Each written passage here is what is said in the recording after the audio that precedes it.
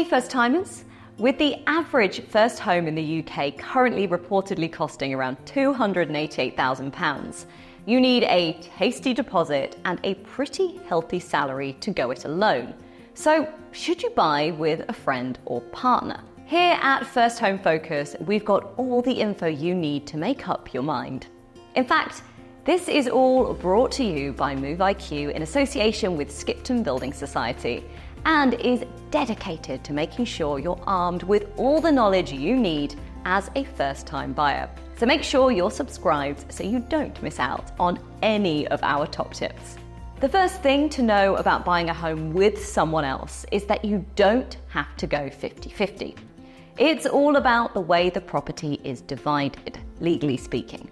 So if one of you can contribute more towards the deposit and the mortgage repayments, you can reflect that in the legal ownership. You can also set things up so you can exit the arrangement if you both want to. Let's get into the details. You have two options for legal ownership when buying with a partner. You can become joint tenants or tenants in common. Joint tenants is how most married couples and civil partnerships tend to own a property in the UK. This means you both have equal rights to the property regardless of who's paid what towards the deposit or the mortgage repayments.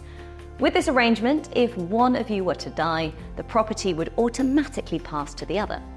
You don't have the option to leave your share of the property to someone else in your will. In the eyes of the law, with joint tenancy, both parties are considered a single entity. Your partner can't force you to leave the property without a court order, and neither of you can sell or take out additional loans against the property without the consent of the other. And you need a joint mortgage to cover buying the property. If you choose to own your first home as tenants in common, you decide between each other what percentage of the property each person owns. It could be 50-50, or if one person is contributing more, you might decide to go 60-40, 90-10, or however you choose to split it. By the way, if you don't specify the percentage, the law automatically assumes it's 50-50, so you have to make it clear to your solicitor when you draw up the agreement. With tenants in common, if the property is sold, your percentage of the profits will depend on how much of the property you own. With this arrangement, if you die, you're entitled to leave your share of the property to whomever you wish in your will. It's not automatically the other co-owner. You can change between joint tenancy and tenancy in common at any time, but you'll need legal advice and guidance to do so. You can even add your spouse or partner to your existing deeds to have them as a joint tenant if you wish.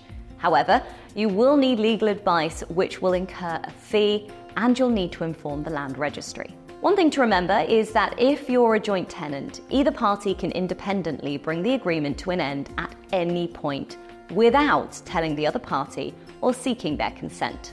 At this point, ownership of the property automatically defaults to tenants in common, which means either party is free to leave their share of the property to whomever they wish. So, if you do want to buy with a friend or family member, think carefully about what legal arrangement will suit you and always seek legal advice. Hopefully we've given you some food for thought, so do join us again next time. Thanks for joining us on this episode of Move IQ's First Home Focus podcast. We hope you found our tips and advice helpful. Remember, home ownership may be closer than you think, and we are here to support you every step of the way. So please don't forget to subscribe, rate and review our podcast so you never miss an episode. Until next time.